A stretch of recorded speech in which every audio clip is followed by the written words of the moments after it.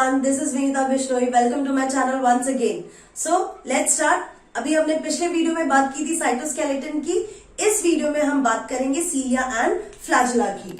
So cilia and flagella, आप लोगों को ये चीज पता ही है कि अगर हम किसी भी ऑर्गेनिज्म लाइक बैक्टीरिया की बात करते हैं, सो बैक्टीरियाज के पास जो छोटे छोटे हेयर लाइक स्ट्रक्चर्स होंगे उनको हम सीलिया कहते हैं.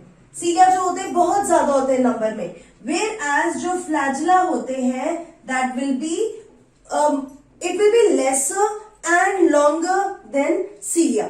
ठीक है, फिर हम उनके इंटरनल स्ट्रक्चर की भी बात करेंगे. तो सीलिया बहुत होते हैं और छोटे छोटे हेयर लाइक स्ट्रक्चर्स होते हैं. जो प्लाज्मा मेम्ब्रेन जो फ्लैजेला होते हैं वो बड़े होते हैं और कम होता है उनका number. So cilia is a plural, flagella is a plural, and their singular is cilium flagellum. हम cilia and flagella को extension of plasma membrane भी कहते हैं. तो पूछा जा सकता है write the extension of plasma membrane and which are the extension of plasma membrane. So remember cilia and flagella जो है extension of plasma membrane है. So these two are hair-like growth of cell membrane. Cell membrane से जो hair-like growth होती है, चाहे वो छोटी या बड़ी, उसे आप सीलिया या फ्लैजेला कहते हैं. I told you सीलिया जो है smaller और बहुत होते हैं, फ्लैजेला जो होते हैं बड़े और कम होते हैं. If we talk about the function of cilia, तो सीलिया लोकोमोशन में हेल्प करता है, फीडिंग में हेल्प करता है, सर्कुलेशन में हेल्प करता है and attachment to any surface.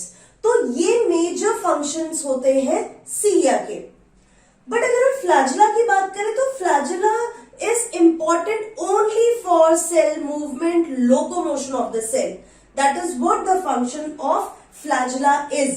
तो फ्लैजेला अपने ह्यूमन बॉडी के केस में there is one flagellated cell which is known as male gamete, sperm, right? Sperm जो होता है that is having flagella, right? तो flagella जो होता है लोकोमोशन में हेल्प करेगा. नेक्स्ट, अब कैसे इन लोगों के मूवमेंट्स, अब आपको पता है जो फ्लैजेला है, this structure is the flagella. ये जो मैंने ब्लू कलर की लाइन ड्रॉ की है that is the plasma membrane and ऊपर वाला पार्ट ये फ्लैजेला है एंड ये सीलिया है.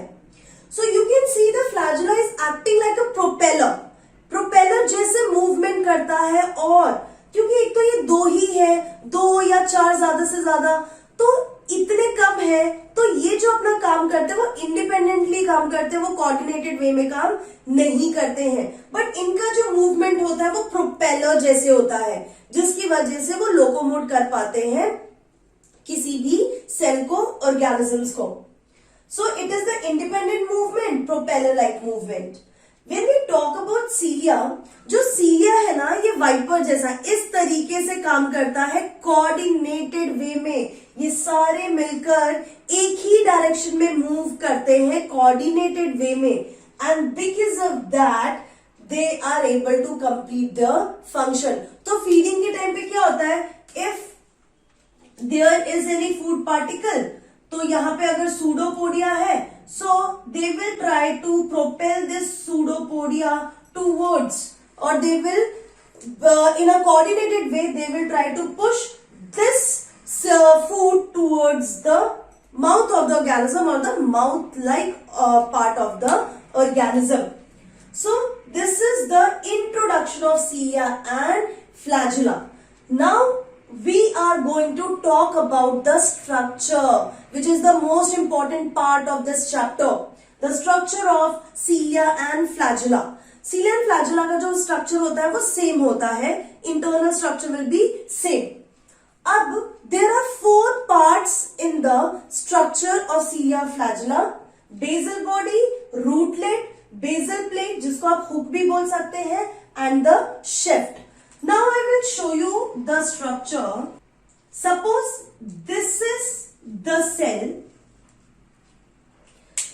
The cell is having, this is the plasma membrane, and plasma membrane में इस तरीके से प्लाज्मा मेम्ब्रेन के नीचे एक स्ट्रक्चर प्रेजेंट होता है which is called basal body. This structure is below the plasma membrane and it is similar structure like centriole. तो centriole क्या होता है वो मैं आपको नेक्स्ट वीडियो में बताऊंगी. अभी बस इतना समझ लो कि बेसल बॉडी जो है वो प्लाज्मा मेम्ब्रेन के नीचे है और उसकी जो स्ट्रक्चर होती है वो सेंट्रियोल जैसी होती है. सेकेंड, रूटलेट. अब रूटलेट जो है it is made up of microfilament like this. These rootlets, they are made up of microfilament and they provide support to the basal body. You can see here, इस तरीके से साइटोप्लाज्म में होता है रूटलेट और वो बेसल बॉडी को support provide करता है. नेक्स्ट इज द हुक और basal plate which is above the plasma membrane. ये पार्ट प्लाज्मा मेम्ब्रेन के ऊपर या प्लाज्मा मेम्ब्रेन में बोल सकते हो आप. If I draw like this, ठीक है, डबल वॉल हो गया ये, like this.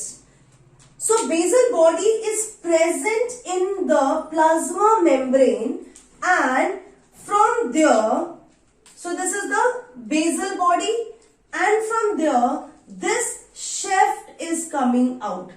So this portion is shaft. तो ये हो गया basal body, ये हो गया रूटलेट. ये वाला जो पोर्शन है इसको आपने बोल दिया हुक और बेसल प्लेट एंड उसके ऊपर ये वाला जो पोर्शन है वो शेफ्ट जैसा होता है. Shaft is nothing but the extension of plasma membrane and इस शेफ्ट के बीच में इस तरीके से 9 रेडियली अरेंज्ड माइक्रोट्यूबल्स होते हैं. सो दैट कोर, ये जो बीच में मैंने ड्रॉ किया है that is the core of this shaft. इस शेफ्ट के कोर को आप बोलोगे axoneme. What is axoneme? It is the core in the centre, बीच में जो इस बाहर वाले पोर्शन के बीच में जो प्रेजेंट है दैट इज द एक्सोनीम. ये जो एक्सोनीम होता है it is made up of 9 radially arranged microtubules. Microtubules 9 radially arrange होते हैं इस तरीके से. This is the outer part and here doublet. ऐसे radially arranged 9 1 2 3 4 5 6 7 8 and 9. You can see doublet है 1 2 3 4 5 6 7 8 9. 9 डबलेट माइक्रोट्यूबल्स प्रेजेंट होते हैं और सेंटर में 2 माइक्रोट्यूबल्स प्रेजेंट होते हैं. सो इसको हम बोलते हैं 9+2 अरेंजमेंट. यू कैन सी 9, ये पूरे 9 डबलेट्स और बीच में 2, 9+2 arrangement of axoneme. So axoneme में रेडियली अरेंज 9 है और बीच में 2 होते हैं microtubules, that is the axoneme. तो शेफ्ट वाला portion it is the here like projecting part of the cilia and flagella. जो बाहर की तरफ प्रोजेक्टिंग पार्ट है उसको आप शेफ्ट कहते हैं और शेफ्ट के कोर में बीच में एक्सोनीम होता है और वो एक्सोनीम बना होता है 9+2 अरेंजमेंट से माइक्रोट्यूबल्स के. Now we are going to talk about in detail about this structure. ये तो मैंने रेंडमली आपको समझाने के लिए बताया है. Now I am going to tell you कि अगर हम इसे मैग्नीफाई करेंगे तो किस तरीके से माइक्रोट्यूबल अरेंज होते हैं. So take a screenshot then I will move to the next topic. Okay, so look here, this is the internal structure.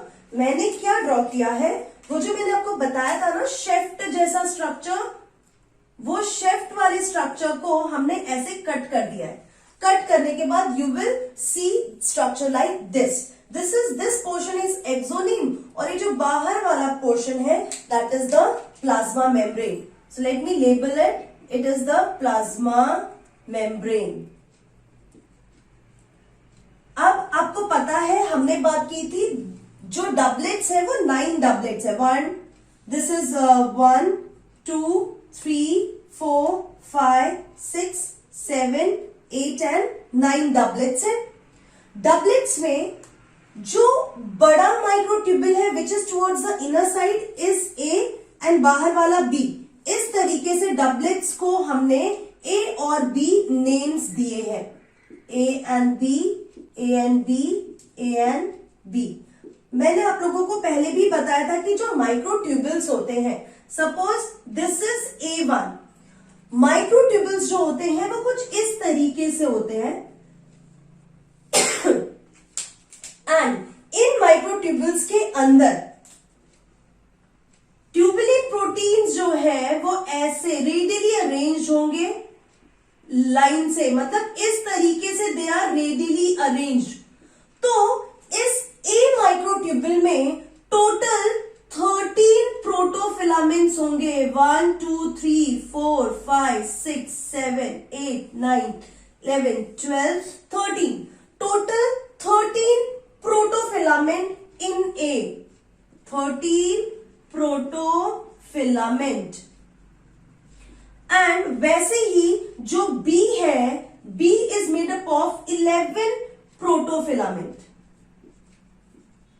That is why if you will see this A1 वो मैंने बड़ा बनाया है और जो B है वो completely circle नहीं कर रहा है, वो थोड़ा इनकम्प्लीट सर्कल कर रहा है। So that is 11 protofilaments present in this B microtubule and A जो है वो 13 प्रोटोफिलामेंट से बना है। नाउ जो A एंड A वाला जो माइक्रोट्यूबुल है उसमें से दो आर्म्स निकलते हैं। One is outer arm and the inner arm, like this. What you will see, A से दो आर्म निकल रहे हैं, एक बड़ा एक छोटा, outer and inner, outer inner, like this. Fine, these are the two arms. Now these arms will help to join the neighboring microtubules. तो ये जो 1 2 1 को 9 के साथ इस तरीके से जो ये आर्म्स होते हैं नेबरिंग माइक्रोट्यूबुल्स को ज्वाइन करने में हेल्प करते हैं। सो यहां पे let me use the colour red. तो it will help to connect with B, smaller or inner arm will help to connect with B like this। ठीक है, इस तरीके से वो कनेक्ट करने में हेल्प हो जाता है। तो आप इसको बोलोगे AB लिंकर। उसके बाद ये बाहर वाला जो है ये आउटर आर्म है जो कि A से आ रहा है and this one is inner arm. Now there is a central sheath. बीच में इस तरीके से सेंट्रल शीथ होता है और सेंट्रल शीथ में दो माइक्रोट्यूबुल्स होते हैं। क्योंकि वो सेंटर में है हम इसको C1 C2 नेम देते हैं। फाइन, एंड इन दोनों के बीच में भी ब्रिज होता है, देयर इज अ ब्रिज। और आप इस ब्रिज को आप बोलोगे cross bridge and this one is central sheath. Clear? अब ये तो सेंट्रल शीथ हो गया, सेंट्रल शीथ के माइक्रोट्यूबुल्स हो गए, वो भी एक दूसरे से connected. Now our purpose is to connect these peripheral microtubules with the central one. तो उसके लिए you need to connect them with a spoke like structure like this. देखा है कैसे बाइसिकल में होता है? So we need to connect it to the central sheath. Fine, like this you will find the internal structure of cilia and flagella. तो आपने यहाँ पे क्या देखा कि there are 9 doublets जो radially arranged हैं, जिसमें से A doublet है वो बड़ा साइज में है क्योंकि वो 13 प्रोटोफिलामेंट से बना है, और जो B वाला है that is smaller, that is made up of 11 प्रोटोफिलामेंट्स। जो ए होता है उसमें से दो आर्म्स निकल रहे हैं, ए एंड बी, जिसमें से जो ए है वो बी के साथ कनेक्ट हो रहा है थ्रू द इनर आर्म, छोटे वाले आर्म से कनेक्ट हो रहा है, जिसको हम ए बी लिंकर कहते हैं। बीच में सेंट्रल शीथ होता है और उसके बीच में दो सेंट्रल माइक्रोट्यूब्यूल्स होते हैं जो कि एक दूसरे से कनेक्टेड होते हैं क्रॉस ब्रिज के थ्रू। तो इस बाइसिकल में व्हाट यू हैव ऑब्जर्व कि अंदर वाला कोर जो होता है, ये अंदर वाला जो सेंट्रल पार्ट होता है वो रोटेट होता है, जिसकी वजह से टायर रोटेट हो रहा है। ठीक है, तो ये कार्टव्हील लाइक स्ट्रक्चर दिख रहा है आपको। तो इनका मैकेनिज्म कैसा होता है, due to some messages these A will connect with the central sheath through these radial spoke. इसको आप क्या बोलेंगे, this is the radial spoke।